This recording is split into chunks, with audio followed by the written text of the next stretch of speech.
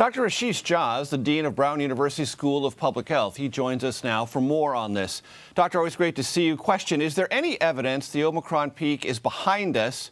And B, as important, isn't likely to surge again like we've seen so many times over the last 2 years? Yeah, so Major, first of all, thanks for having me back. Sure. Look, there's no doubt about it that the peak is behind us. Now, we're just off the peak. We still have very high levels of infection. My expectation is that things are going to come down reasonably quickly. But, we're not out of the woods. And obviously, future surges are always possible. We really can't predict it with any high degree of certainty. So we should just prepare and make sure that there are surges that we know how to handle. Prepare. That has been one of the many watchwords we've all had to pay attention to. All right, second question, Dr. Jha. The U.S. has recorded its first case of the Omicron subvariant known as BA2. First of all, what's different about this one? And also, I'm learning all this language. What's a subvariant? Right. We all thought variance was enough. Look, within variants, there are subvariants. They're somewhat different from each other. Most of the times, they don't mean much at all. There is a little bit of evidence, not overwhelming, that BA2, this subvariant of Omicron, may be a little bit different, maybe a bit more contagious. That's what the data from Denmark seems to suggest. So we're going to have to watch this very closely and see what implications it's going to have for the United States.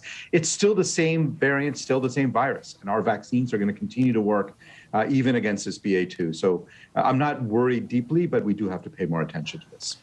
That answer leads me directly to my next question. The arrival of the subvariant comes as Moderna is starting to test Omicron-specific booster doses in adults. Do you think that variant-specific boosters are a good use of time and resources? That's a very good question. And the short answer is we don't know. We built variant-specific vaccines against the Delta variant. Didn't need it. Our original vaccines worked just great. Whether we're going to need the Omicron-specific vaccine, personally, I'm skeptical, but I don't know. And we're going to get data in the next few weeks that tells us whether that's going to offer some meaningful advantage. What I know is that the current vaccines are working great at protecting people from getting hospitalized and dying. And so I'm not sure that we're going to end up needing this. Doctor, this is not a news flash, what I'm about to say. Mask wearing in schools has become something of a lightning rod. What is the best way to think about safety for children, school staff, and how important are masks and mask wearing to that overall equation? Yeah, it's really unfortunate that this has become somehow a political football. It's totally unnecessary. Masks work. They do slow down infection. They prevent spread. They're not magical, and they're just one part of a broader array of things we ought to be doing. So obviously in schools, we should be vaccinating kids and adults. We should be improving ventilation, having testing. And during surges, when infection numbers are high, having people wear masks is going to make an important difference. When surges end, it's reasonable to take masks off. We shouldn't make this a political football. We really should just do the things that the data tells us we should be doing to keep people safe.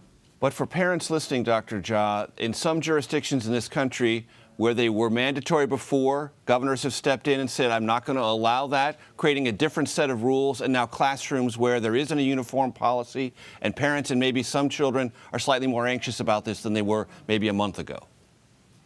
Yeah, and again, I don't know why political leaders, I think, get as involved on this as they do. I do think these are decisions left up to the local school districts.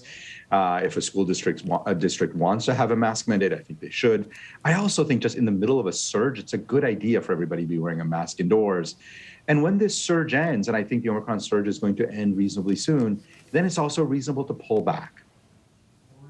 I want to ask you about something related to COVID, but on the periphery of it, but still really, really important. The American Medical Association and other groups warn that blood shortages could, quote, significantly jeopardize healthcare providers' ability to meet urgent medical needs. What is leading to this shortage and how dire is it? Yeah, it's a really good question. It is pretty dire across the country. I was just in the hospital recently caring for patients, and blood shortages really is becoming a problem. There's a variety of factors contributing to it. We have seen a substantial drop-off in donations. I think the pandemic is clearly playing a role there. And what I would encourage all viewers is if you are eligible and can donate blood, it's a really effective way of helping save lives.